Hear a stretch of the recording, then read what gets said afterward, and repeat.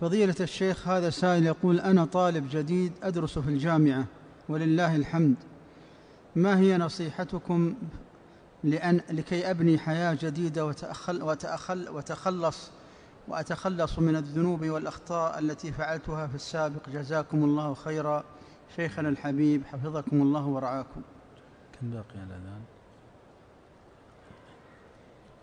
نسأل الله العظيم رب العرش الكريم أن يتقبل منا جميعا طلب العلم خالصا لوجهه، وأن يجعل سعينا جميعا فيه مشكورا، وأجرنا فيه مغفورا، وذنبنا فيه مغفورا، وأن يعطينا في طلب العلم الإخلاص لوجهه والتوفيق للصواب وتحريه والعمل به والدعوة إليه وإرادة وجهه بجميع ذلك، وأن يتقبل منا إنه هو السميع العليم. أخي في الله، أي نعمة أنعم الله بها عليك وأنت تخرج من بيتك وأهلك ودارك وقومك وعشيرتك وأنت لا تريد شيئا من الدنيا، وإنما تريد شيئا اختاره الله لصفوة خلقه في هذه الدنيا، وهو الوحي، واختاره للأنبياء وورثة الأنبياء، وهم العلماء الأئمة الصلحاء العاملون بالعلم أهل البصيرة والنور. خرجت من أهلك وقومك، فلم تترك الأهل والأولاد والآباء والأمهات والأصحاب والأحباب، لم تتركهم لإضاعة الأوقات، ولم تتركهم للقال والقيل والترهات، وإنما تركتهم وقد بايعت ربك وعاهدت خالقك، تركتهم لهذا الأمر العظيم، والله مطلع عليك ومطلع على نيتك وسريرتك، فأبشر من الله بكل خير إن صدقت معه وكنت كما ينبغي أن يكون عليه طالب العلم. إذا خرجت من بيتك وأردت أن يبارك الله لك في طلبك وفي تعلمك وتعليمك مستقبلا، فعليك أن تسأل أول ما تسأل، وأن تسأل في جميع أمورك وأحوالك عن سؤال واحد: ما الذي يرضي الله؟ وما الذي يأمر الله به فأفعله؟ وما الذي ينهى الله عنه فأجتنبه؟ يا طالب العلم، إنك إن خرجت من بيتك وجلست في مجالس العلماء تريد أن تتعلم ما الذي أمر الله به وما الذي نهى الله عنه حتى تفعل المأمور وتترك المحظور، فأنت بخير المنازل عند الله جل جلاله. يا طالب العلم، إن العلم الذي تطلبه هو من الله، والذي يؤتيه هو الله، فاسأل الله سبحانه وتعالى أن يجعلك من أهل العلم. ولذلك أمر الله نبيه بذلك فقال: وقل رب زدني علما. رب زدنا علما، ربنا زدنا علما وحلما وعملا وإخلاصا وقبولا يا رب العالمين. تكثر من دعاء الله أن يجعلك عالما عاملا. يا طالب العلم، إن كانت نيتك صالحة وتبتغي ما عند الله، فاعلم أن أول ما ينبغي عليك أن تعظم الله جل جلاله، فإن الذي تطلبه وهو العلم يراد به وجه الله، ولا يبتغى به أي شيء سواه، يراد به الله والدار الآخرة.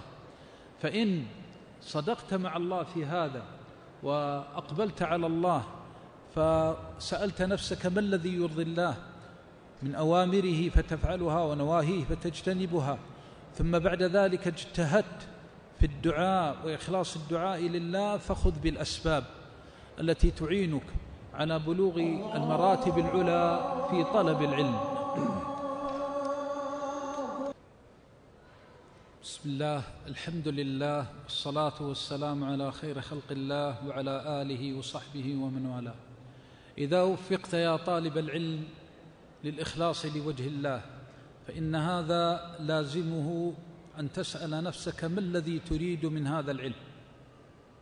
فإذا كان في قلبك أنه لو عرضت عليك أموال الدنيا كلها وعرض عليك ما عند الله قدمت ما عند الله على حطام الدنيا، وهذا سيبتليك الله به في مواطن وفي منازل، فإذا وجدت سلعة الله الغالية فلا تشتري بآيات الله ثمنا قليلا، فصن العلم يصنك، وارفع العلم يرفعك الله به في الدنيا والآخرة. ومن ترك شيئا لله عوضه الله خيرا منه.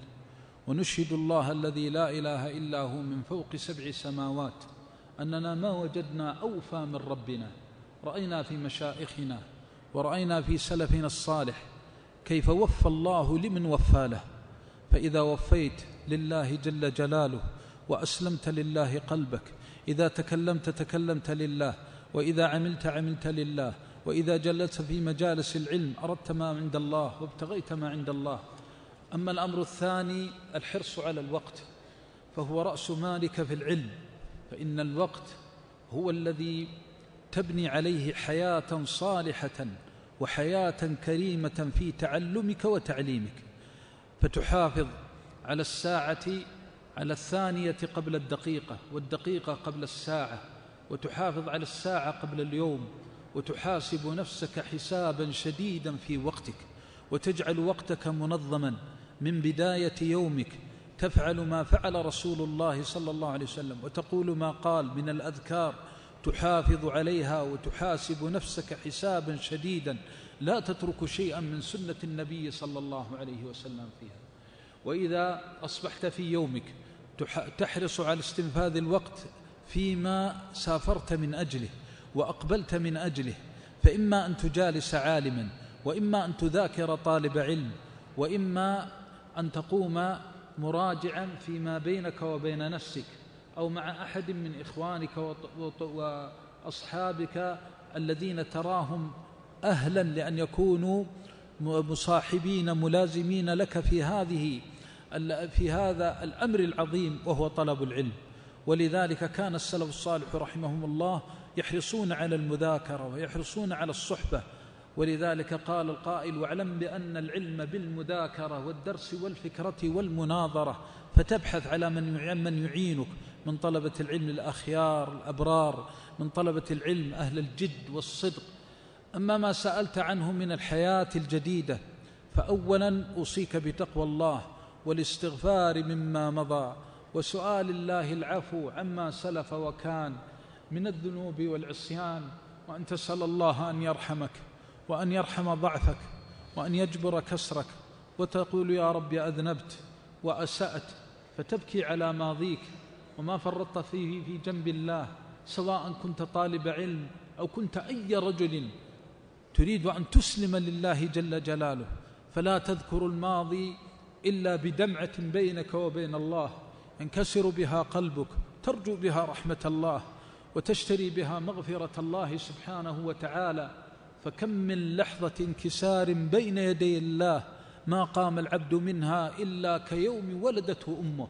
فالله غفور رحيم حليم رحيم كريم، فاستشعر رحمة أرحم الراحمين، واستشعر مغفرة خير الغافرين، واملأ قلبك بحب الله وبحسن الظن بالله، سواء كنت طالبا أو كنت أي رجل أو أي امرأة. الماضي لا تذكره إلا بدمعة واستغفار وحسن ظن في الله أن يتوب عليك، وإياك أن يؤثر عليك هذا الماضي بشيء، لكن أصدق مع الله في هذه التوبة أن يكون يومك خيرا من أمسك، وأن تستقبل حياة جديدة تؤمل فيها من أرحم الراحمين، تؤمل فيها رحمته، تؤمل فيها خيره، تؤمل فيها بره.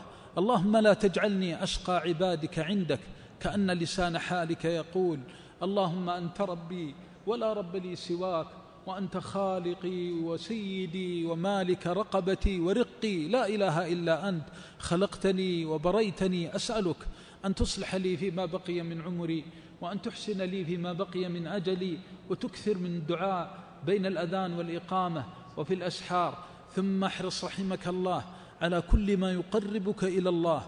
لا يقترب منك أحد يحول بينك وبين الله، أو يفرق بينك وبين إخوانك المسلمين. لا تقترب من الشكاكين ولا اللمازين ولا الهمازين ولا المنتقصين لعامة المسلمين، فضلا عن أئمة الدين. إن لك عقلا ولم يجعلك الله كالبهائم، إن لك عقلا تميز به بين الحق والباطل، وتعرف به الهدى من الضلال. فإذا رأيت الحق والهدى وجاء من يحول بينك وبينه إياك أن تكفر نعمة الله عليك وأن يستخفك الذين لا يوقنون، بل عليك أن تشحذ همتك بالإيمان والصدق، وأن تكون صادقا مع الله، صادقا مع إخوانك المسلمين، تخاف من الله وتخشى الله في نفسك وفي إخوانك المسلمين، مسلما حقا. غدا ترقى المنبر، وغدا تجلس على كرسيك، وغدا تعظ الناس، فكيف تعظهم وأنت لست سليم الصدر؟ وكيف تعظهم وأنت تقبل الغيبة والنميمة وتجلس في مجالس الهمز واللمز؟ اربأ بنفسك. هذه هي الحياة الجديدة، وهذه هي السعادة الأكيدة التي تسير فيها على نهج الله، لا بالدعاوى الزائفة ولا بالمدح والإطراء وتزكية النفس. إياك أن تغش نفسك أو يغشك غيرك بمدح نفسه والثناء والتزكية، عليك أن تكون ذا بصيرة، فإن الله يقول: إنا هديناه السبيل إما شاكرا وإما كفورا. فإن رزقك الله عالما يقربك وعالما على الهدى فاشدد عليه بيدك. نسأل الله الهدى والصلاح، وآخر دعوانا الحمد لله رب العالمين، صلى الله عليه وسلم.